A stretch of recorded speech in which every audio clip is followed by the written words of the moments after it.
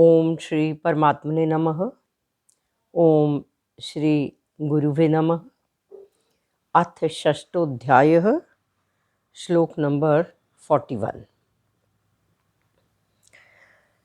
ये श्लोक है हमारा।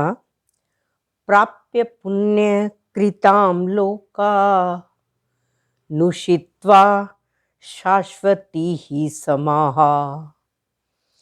प्राप्य पुण्य कृताम लोका नुषित्वा शाश्वती ही समाहा।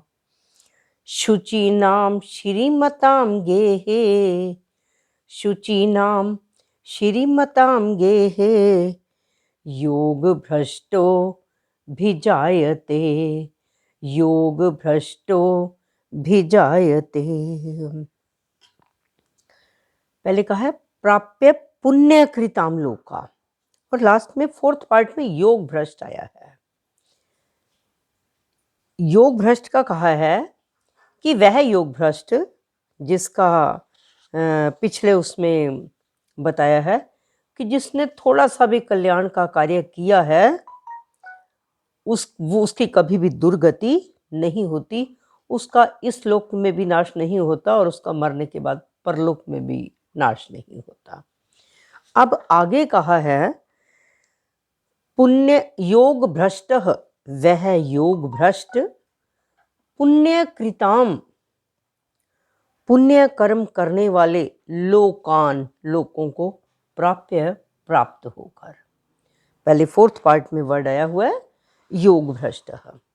वह योग भ्रष्ट पुण्य कृताम, पुण्य कर्म करने वाले लोकान प्राप्य, लोकों को प्राप्त होकर, और उसके बाद कहा है शाश्वती ही समाहा।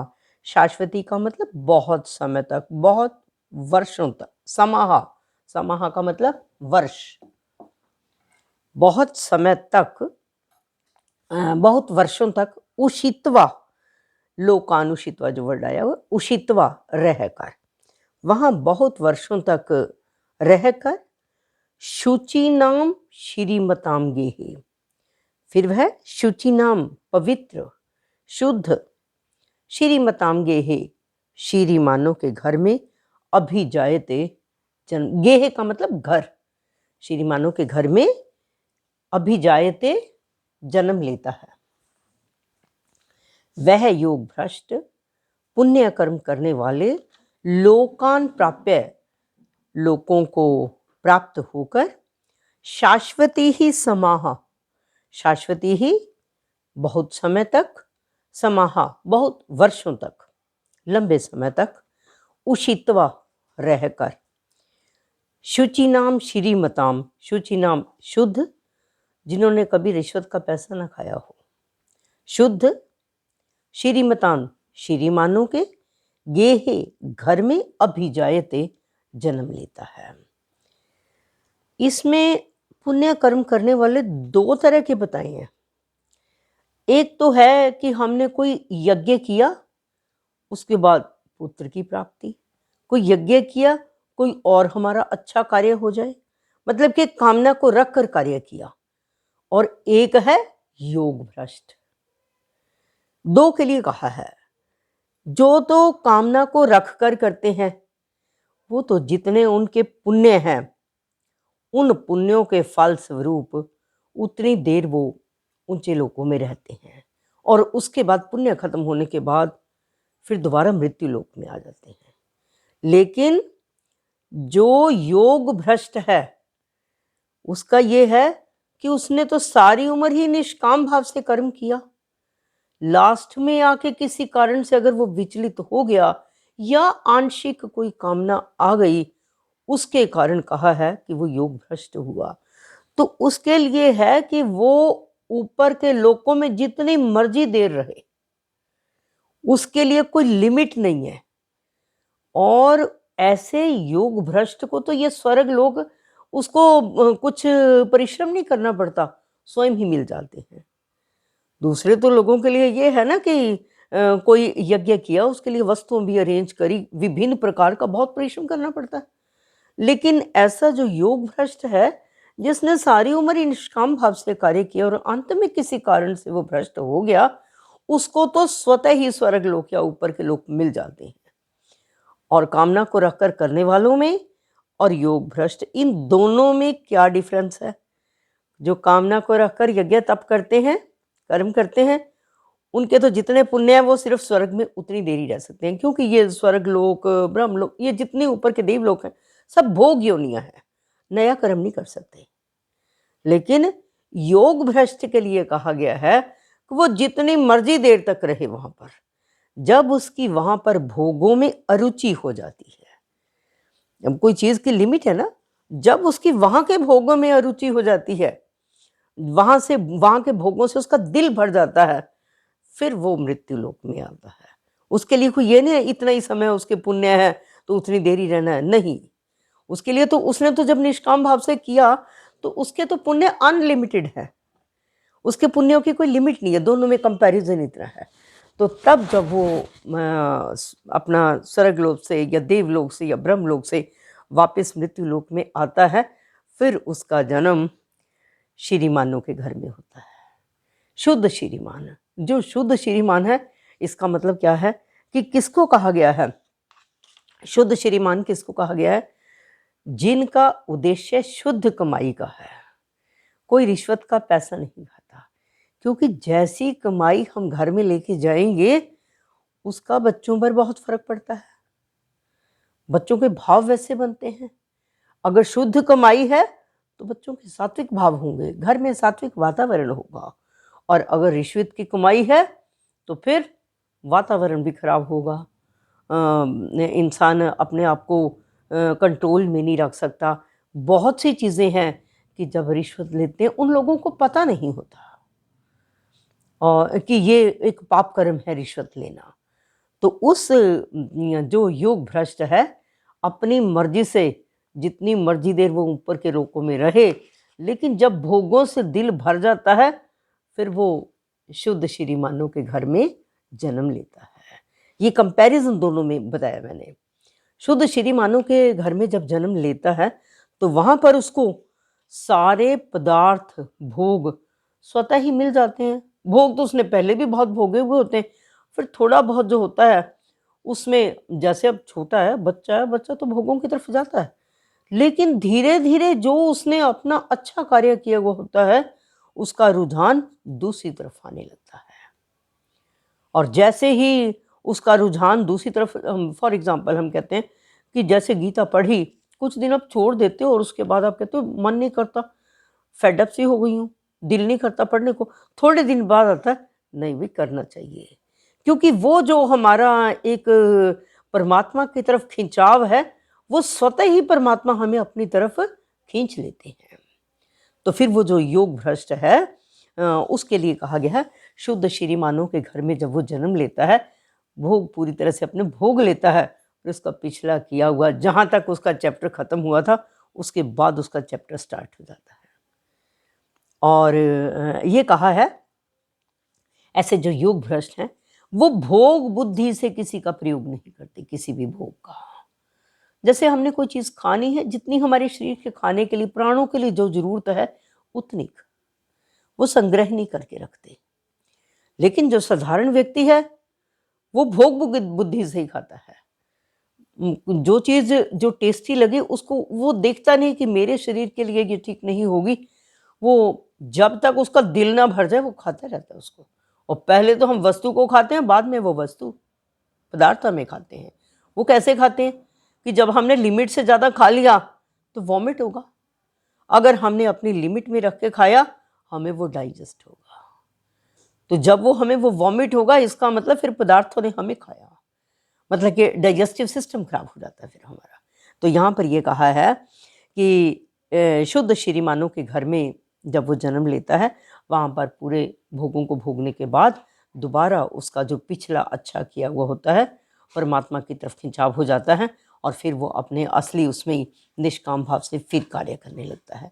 लेकिन जो दूसरे व्यक्ति हैं वो ये धन और भोगों पर अपना अधिकार जमा लेते हैं, ये मेरी है, लेकिन उस धन के और पदार्थों के मालिक बन जाते हैं।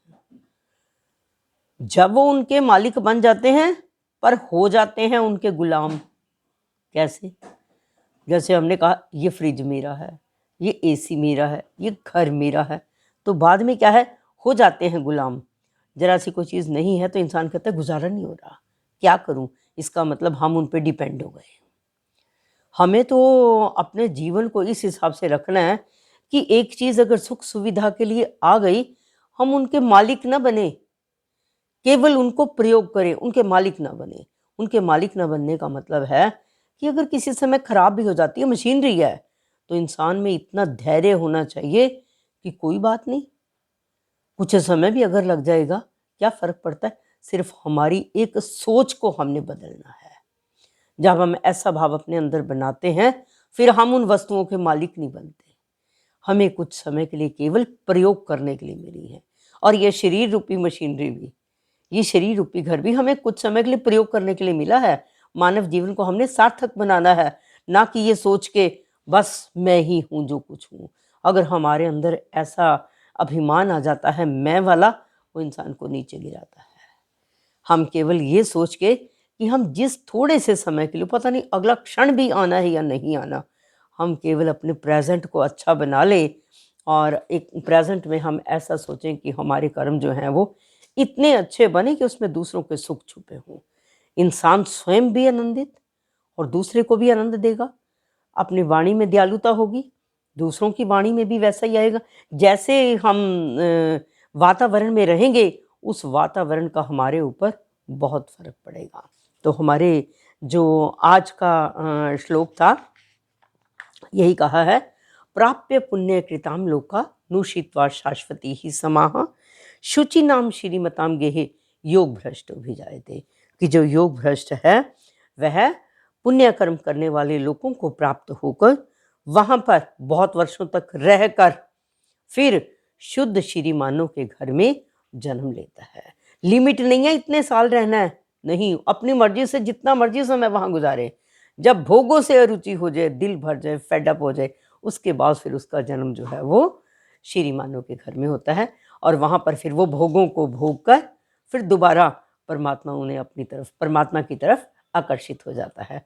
तो हम सब कोशिश हमारी यही हो कि इतना परमात्मा की तरफ हमारा अभ्यास हो जाए। कोशिश करें कि योग भ्रष्ट ना ही हो, पर फिर भी हमें क्या पता चलता है इस चीज़ का कि कब इंसान की बुद्धि बदल जाए, आंशिक रूप से कोई कामना आ जाए, गृहस्थी होते हुए कुछ पता नहीं चलता, या कई बार बुजुर्ग बीमार होने के कारण भी ऐसा हो जाता है, कोई ना कोई रीज़न बन जाता है। लेकिन वो जो व्यक्ति है जिसने अच्छा जो कुछ किया हुआ होता है, वो कभी व्यर्थ नहीं जाता। अगले जन्म में श्रीमानों के घर में आकर भी भोगों को भोग कर फिर दोबारा जहाँ से चैप्टर छूटा था वहाँ से शुरू हो जाता है। अब मैं गुलशन जी से रिक्वेस्ट करूँगी कि शुरुआत करें, श्लोक भी बोलें और मीनिंग भी।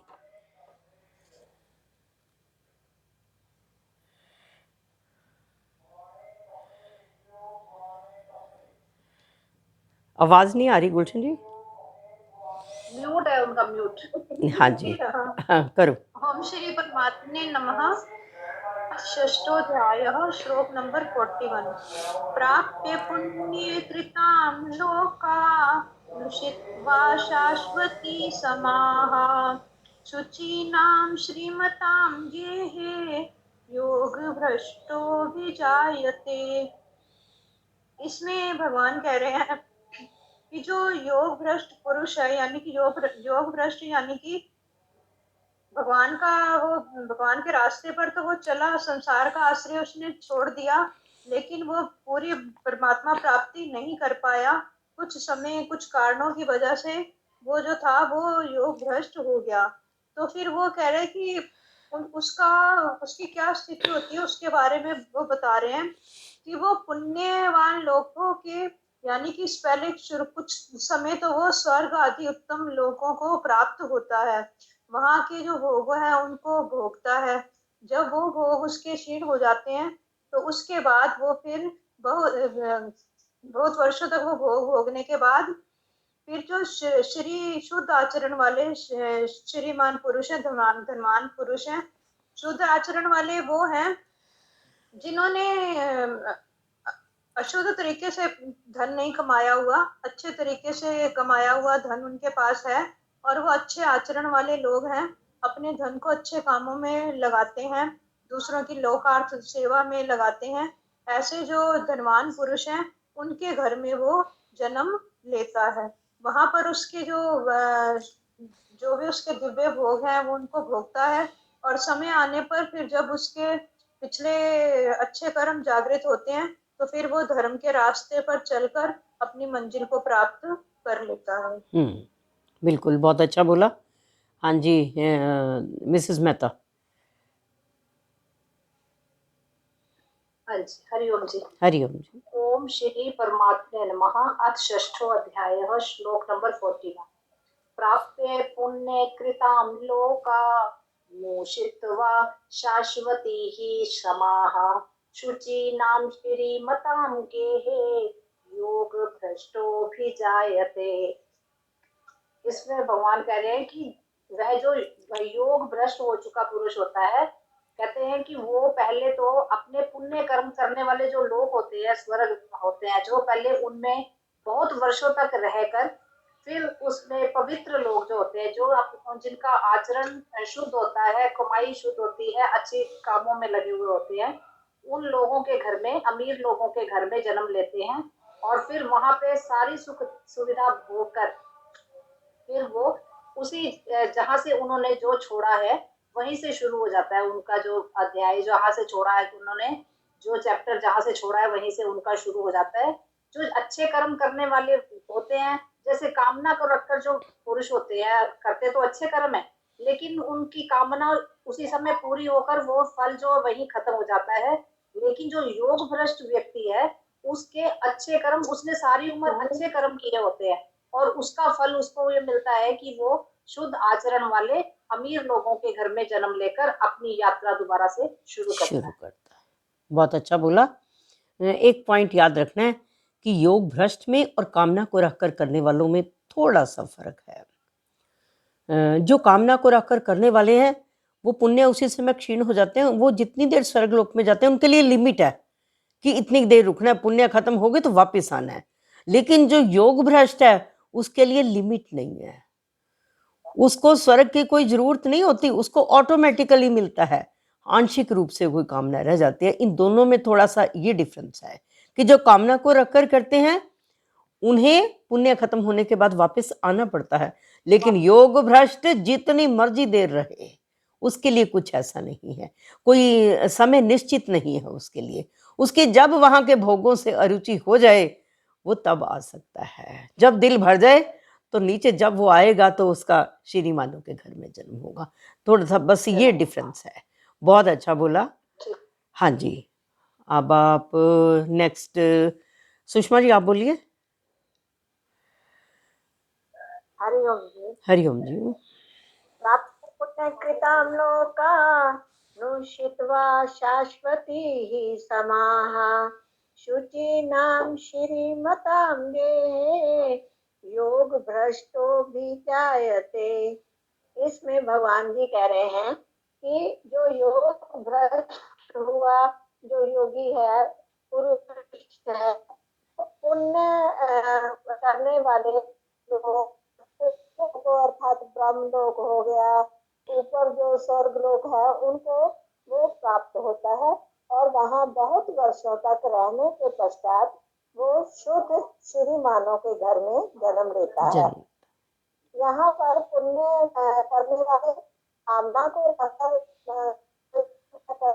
और योग दोनों में अंतर बताया गया है कि जो पुण्य करने वाले कामना करते हैं वो आपकी नेट में प्रॉब्लम आ गई सुषमा जी। हेलो, आपके नेट में प्रॉब्लम आ गई, बस मेरे ख्याल इतना ही रहने दीजिए, ठीक है? हाँ, इतना ही रहने दो। हाँ जी, सुधा जी। हाँ जी, हरिओम जी। हरिओम जी, बोलिए। प्राप्य पुण्य कृतां लोका नुषित्वा शाश्वती समाः शुचीनां श्रीमतां गेहे योग भ्रष्टो विजायते। कुछ ये हाँ बोलो इस बोलो। श्लोक में कहा गया है कि अर्जुन की शंका है कि योग भ्रष्ट हुआ जो साधक है उसकी क्या स्थिति रहेगी। तो उसके उत्तर में भगवान जी कह रहे हैं कि इसमें कभी भी कोई भी अच्छे कर्म किए व्यर्थ नहीं जाते हैं, उसका फल अवश्य किसी न किसी रूप में मिलता है। तो यहाँ पर वो दो चीजों की कंपेयर कर रहे हैं, एक तो कामना के साथ जो कर्म कर रहे हैं और दूसरा जो निष्काम भाव से कर्म कर रहे हैं। कामना के साथ उसने यज्ञ आदि करा है, स्वर्ग प्राप्ति की अभिलाषा रखी है, तो उसको स्वर्ग प्राप्ति मिलेगी। और स्वर्ग प्राप्ति के में उसके जब तक उसके पुण्य कर्मों का लेखा जोखा रहेगा वो स्वर्ग में रहेगा और फिर वो वापस आ जाएगा अपने भोग योनि में आ आ जाएगा। जाएगा मगर दूसरी मृत्यु ओर लोक जो में। है एक निष्काम कर्म करने वाला साधक है, योगी है, जो किसी न किसी वजह से किसी कारणवश वो अपने योग भ्रष्ट हो गया है, उसकी साधना में अड़चन आ गई है, उसकी लक्ष्य उसका पूरा नहीं हो सक रहा है, तो उसकी उसकी स्थिति उससे थोड़ी डिफरेंट होगी। वो क्या होगी कि वो लास्ट में योग से भ्रष्ट हुआ है, मगर वो लंबे समय तक अपने निष्काम भाव जो उसने कर्म किए हैं, जो बिना किसी फल की इच्छा के उसने कर्म किए हैं, उसके अकॉर्डिंग वो अपने गुलशन मैडम म्यूट कर लेना प्लीज। रहेगा, वो अपने हाँ जी हाँ जी अपने अपने जो उत्तम लोक है उसमें रहेगा।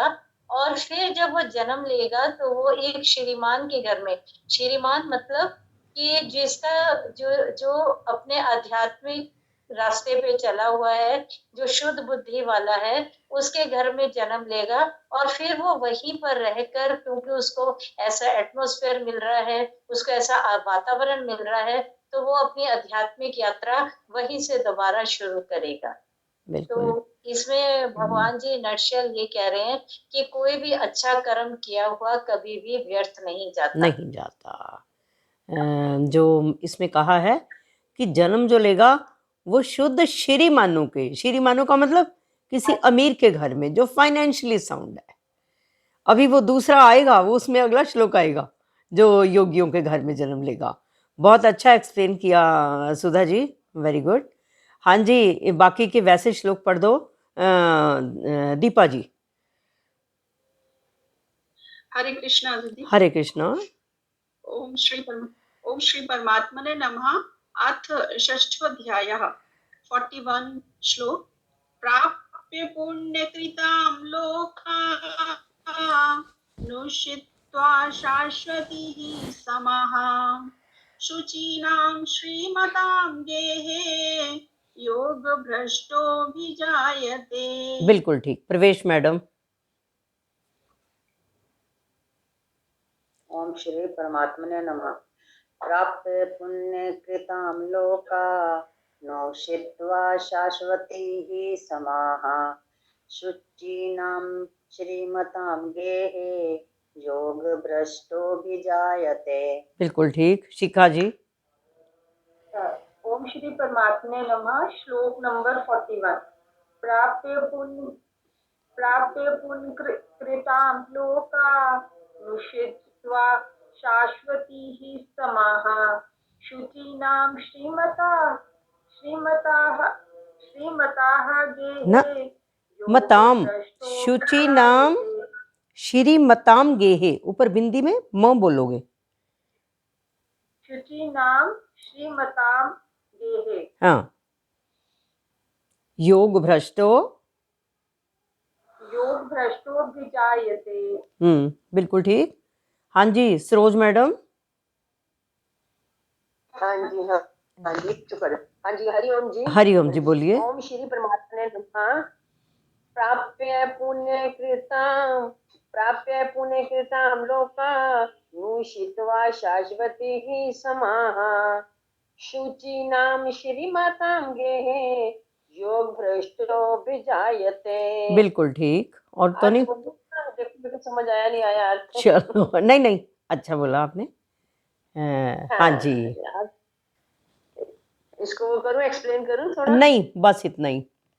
सर्वे भवन्तु सुखिनः, सर्वे सन्तु निरामया, सर्वे भद्राणि पश्यन्तु, मां कश्चित् दुःख भाग् भवेत्, माँ कश्चिद दुख भाग भवेत। श्री कृष्ण अर्पणम अस्तु।